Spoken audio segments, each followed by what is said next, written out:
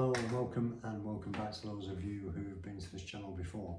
So I'm going to do a set of videos on tuning in open D, and the reason being it's a great open tuning for people who write instrumentals or songwriters. I find it really useful.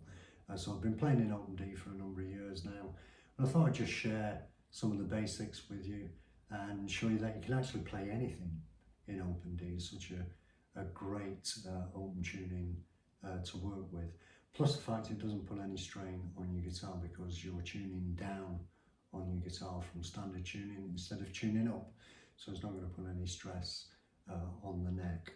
So if we go, there's probably going to be 4 or 5 videos, short videos on this, which will give you a good overview. There'll be schematics on the video as well, so you can pause the videos and have a look at them.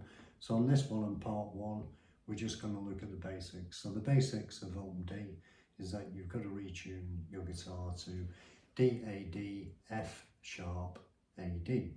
So grab your guitar, and if you take your, what was your high E string, and you tune it down to a D.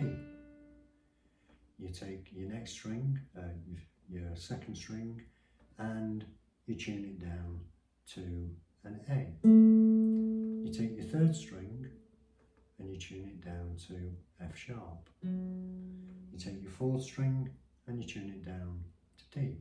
You take your fifth string and you tune it down to A.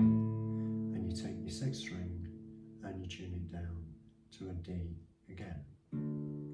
So once you've done that, you'll realise that you've got 3 Ds along the different octaves, a low D, a mid D, and a high D.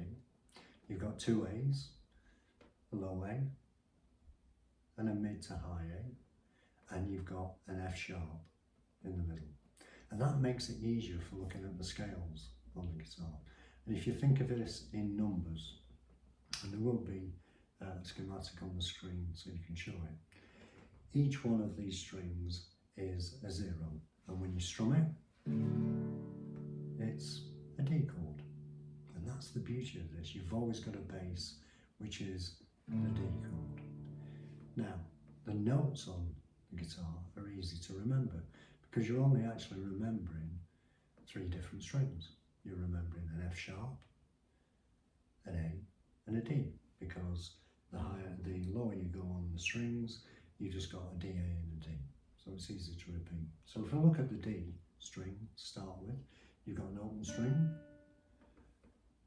a note on 2, a note on 4, a note on 5, a note on 7, a note on 9, and a note on 11, and a note on 12, which brings you back to D. So it goes 0, 2, 4, 5, 7, 9, 11, 12. So that's it on the D string.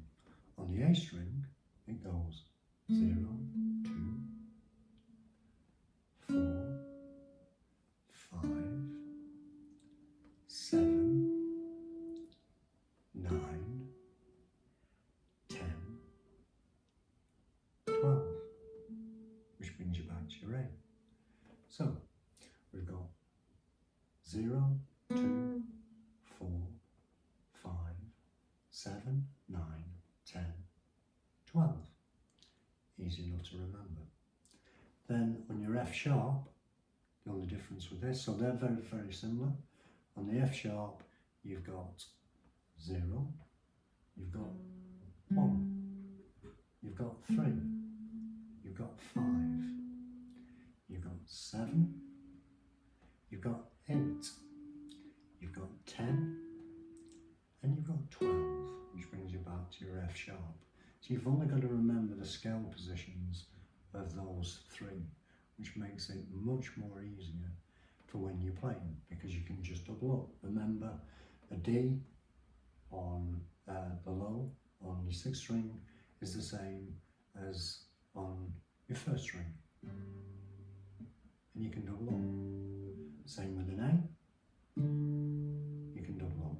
So once you learn the number system on it, it makes it easier to know where the notes are on the fretboard.